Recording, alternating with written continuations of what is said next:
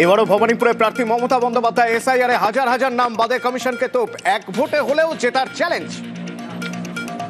My constituency, I told you, I will win from Bhawanipur, even there is a one vote. এসআইআরে বৈধ ভোটারদের নাম বাদের অভিযোগ, প্রতিবাদে সরব মমতা। সাংবিধানিক সংকট তৈরির চেষ্টা, রবীন্দ্রনাথের কবিতা উদ্ধৃত করে কেন্দ্র ও কমিশনকে আক্রমণ।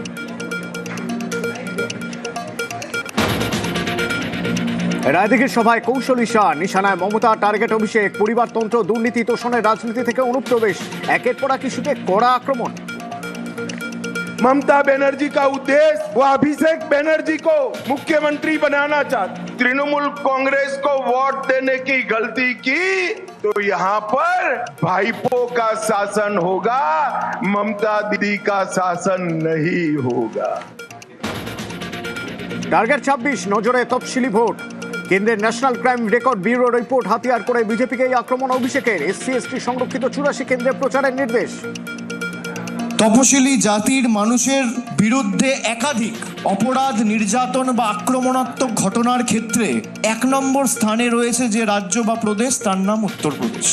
2 নম্বর স্থানে রয়েছে রাজস্থান, 3 নম্বর স্থানে রয়েছে মধ্যপ্রদেশ। এই তথ্য অমিত শাহের মন্ত্রকে। 26 চ্যালেঞ্জে পদ্মের পরিবর্তন যাত্রা, দ্বিতীয় দিনে রাজ্যের 5 জায়গা থেকে কর্মসূচির সূচনা। মথুরাপুরে সভা অমিত শাহ, ইসলামপুরে নীতিন নবীন। জেলায় জেলায় বিজেপির হেভিওয়েট নেতারা। পদ্মের টার্গেট 26, বিধানসভা ভোটের আগে বাংলায় বিজেপির পরিবর্তন যাত্রা। তো মমতা বন্দ্যোপাধ্যায় 5 स्टार होटल का कार लेके रथयात्रा कर रहा है। ये रथयात्रा आपका शेष यात्रा होगा, विनाश यात्रा होगा।